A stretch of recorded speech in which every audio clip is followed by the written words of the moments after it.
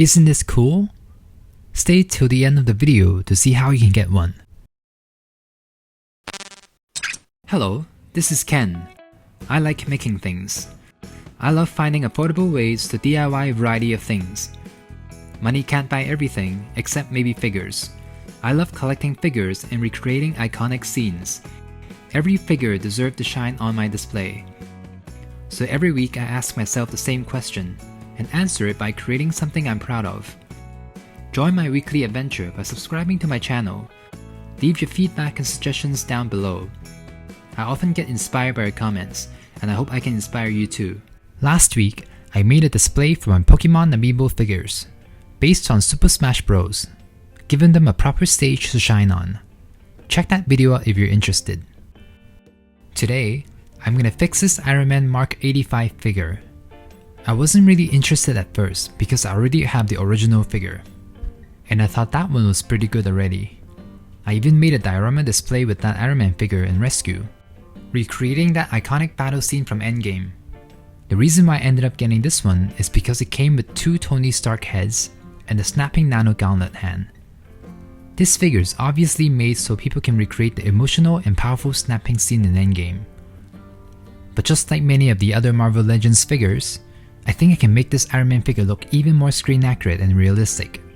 So, let's deconstruct this figure.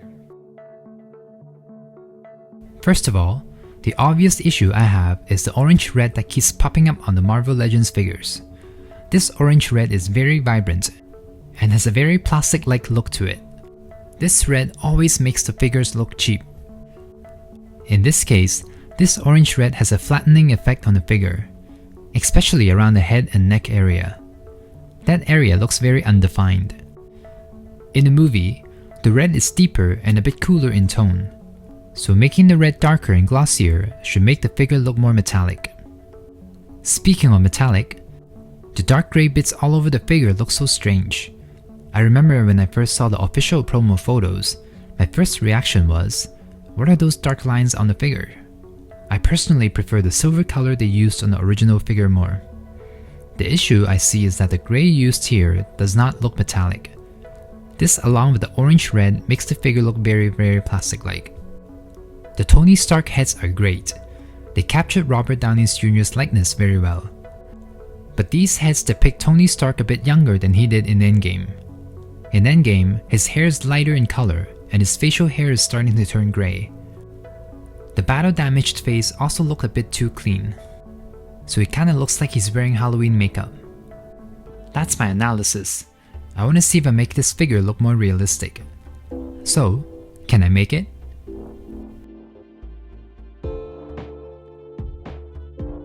First, I'm gonna mix my own red paint.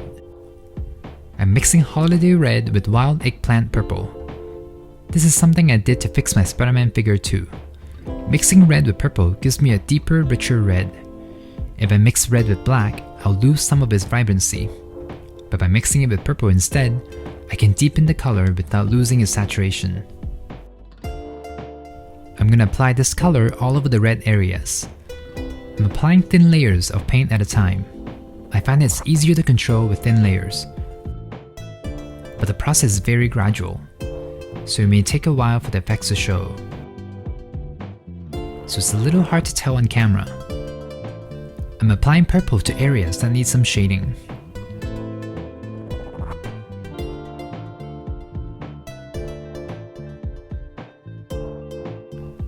Next, I'm going to apply a generous amount of glossy varnish over the red. The varnish will make the red look more shiny, therefore more metallic. The varnish will also act as a layer of protection against minor scratches too, protecting the paint from chipping. I've included the link to the glossy varnish in the description box below.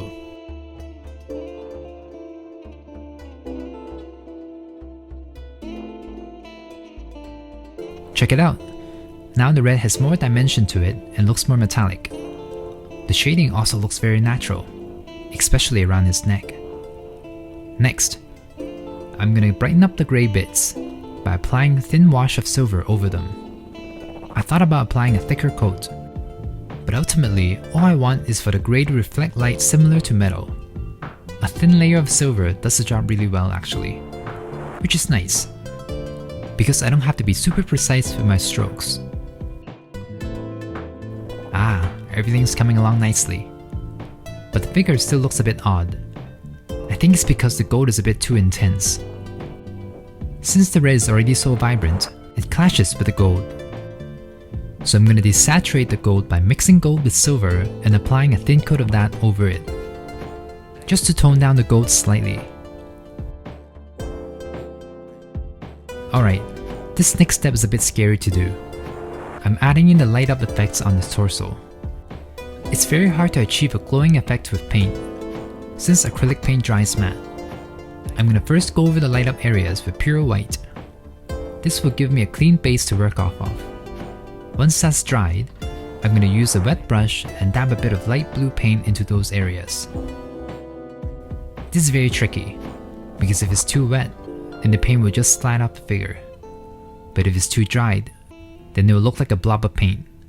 I used the same technique on my Mysterio and Iron Spider figures. They look so much cooler with the light up effects, so let's hope this works here too. Okay, time to fix the Nano Gauntlet. First, I'm going to make sure the stones stand out against the gauntlet. The only issue is that the stones are tiny, so I gotta make sure my hands are steady. I don't want to make any mistakes here. It will be very difficult to clean up. I'm dabbing a tiny bit of lighter shade onto each stone. This will make each stone pop more and look more three-dimensional. It will also kinda give it a glowing effect too. Okay, the stones now look much better. They look so much more 3D. I love 3D things. There are still some more missing details, such as the gunmetal and gold details on the back of the hand. I had to do some of this off camera because I wanted to be as precise as possible. I'm not doing those stones again. I'm also adding the gunmetal and gold color onto the thumb too. And to finish off the Nano Gauntlet, I'm adding a tiny bit of gold onto the forearm as well, just to make the whole thing look more cohesive. It appears that there is more gold according to the reference photos, but because those areas aren't molded in, I don't feel confident adding more gold to the forearm. So leave mine like this. Alright, time to work on the head. The sculpt is great. I really like it. He just looks a little younger than I expected. And it kinda looks like they only used two colors on the head. One color for the face, and the same brown everywhere else. So I'm gonna add some more dimension to his face and age him up slightly. Starting with a warm beige color. I'm applying thin washes of this beige color to lighten up his skin tone a bit. And it will also add a bit of skin-like texture to his face. This isn't meant to cover up the original color. It's there to add a bit of a highlight and dimension while also allowing the original color to still come through. Next, I'm using this tan color to lighten up his hair. Kinda like bleaching his hair and giving him highlights. The goal is to age him up slightly, and to differentiate the hair on his skull and his facial hair. Speaking of, it's time to darken his brows and his facial hair. In the movie, his brows and beard are darker in comparison, so I want mine to reflect that too. But I have to do this off screen, because black is a very difficult color to work with. It's going to be extremely hard to fix any mistakes. Here's his head all painted. He doesn't look as old as I wanted, but he looks more natural now. And now, time to fix a battle damaged head. This head is a bit more disappointing because the battle scars don't look that great. First, I'm going to repeat the same steps I did with the other head, brightening up the skin tone a bit. And this time, I'm going to use the cinnamon brown color to add in some shading. I'm applying a very small amount at a time, using a wet brush. I'm trying to make his face look a bit dirtier, so I'm dabbing my brush here and there so his face doesn't look too clean. Next, I'm going to lighten up his hair the same way. And finally, his battle wounds. I'm applying the tiniest amount of red onto the wounds to make them look slightly bloodier. I don't want to add too much because they may look fake if it's too traumatic.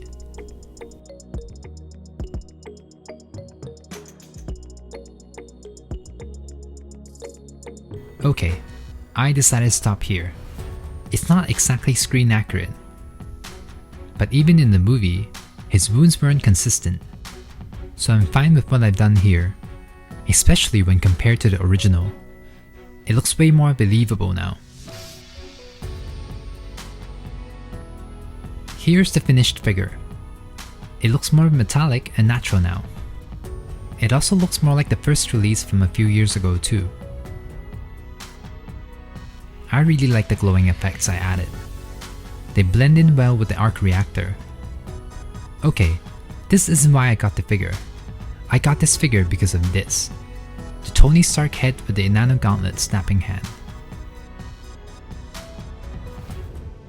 I actually quite like the dusty hair. Everything meshes together so much better. The figure looks more realistic now. Okay, there's also this head, but I don't think this one is as good as the battle damaged one, so probably won't display mine with this head. Time for a video montage! Okay, I'm really digging the blue light up effects. The cool blue lights are nicely contrasted against the overall warm toned armor. The figure also comes with a decent amount of accessories, but my figure seems to have loose hip joints. It takes a bit of effort to balance the figure when holding the shield. The Tony Stark head looks great on the figure. At certain angles, the head seemed a bit large, but I really like the facial expression. He has a deep in thought, worried look to him. I prefer that over a blank expression. But of course, the best thing about this figure has gotta be the Nano Gauntlet version. I love that they provided 3 different variations, so you have the option to display yours however you want. I still haven't decided what to do with mine yet. That's why I kept my armor battle damage free. I generally don't like doing battle damage looks to my figures, because it feels so permanent. The figure will be frozen in a specific moment, and it may look strange out of context. I'll likely pose mine with a snapping hand, so I'll probably do some battle damage on this armor eventually. But for now, I'm happy with how this looks at the moment. Let's take some photos. This figure reminds me so much of the comic version. Maybe it's because of how vibrant the red is. It just has this old school Metal Man look from the comics. Props to the designer, sprinkling in comic elements to Tony Stark's final MCU armor. However, this version is still inferior in my opinion. I still prefer the first release. But the light up effects look awesome, especially on the eyes. But this figure looks so much better with Tony's head. I love that they provided the proper neck pieces for the various heads. It makes the figure look so much more natural. The face does look a bit big here and there, but they did an amazing job with the sculpt. I can take photos from various angles and it still looks just like Robert Downey Jr. And of course, this is the main event. This looks so good. I'm so happy with the final result. One thing I noticed with this particular head is that it's actually very expressive. The emotion changes depending on the angle of the head. Some angles he looked more determined. Other angles make him look more vulnerable. In some shots, you can see the fear in his eyes too. What do you think? Do you like what I've done? Let me know down below. Give this video a like and subscribe to see more Marvel Legends content. I know I still have Thanos to work on, so maybe I'll build a proper diorama display of both of them next. Anyway, thanks for watching. Stay inspired. I can make it, so can you. Oh hey, you're still here. I've been working on this behind the scenes for a while now, and I'm finally ready to announce this. Hey, you can now support me on Patreon. Here's what you get when you become a member on Patreon. Detailed breakdowns of the paint and techniques I used in my videos, digital trading cards, and here's the coolest one. Every month, I'll personally mail you a mini 3D poster that you can fold and glue yourself. These will come pre-cut, so you don't have to worry about messing up the fine details. All you have to do is fold, apply a bit of glue. Ta-da! You made yourself this cool mini 3D poster. When you stack them side by side, they look even more awesome and you can display them anywhere you want. These rewards are designed by me using the photos I took for each figure.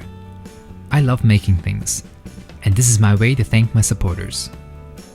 I intend to have multiple tiers of membership levels, but for February only, I'm going to combine all 3 tiers into one.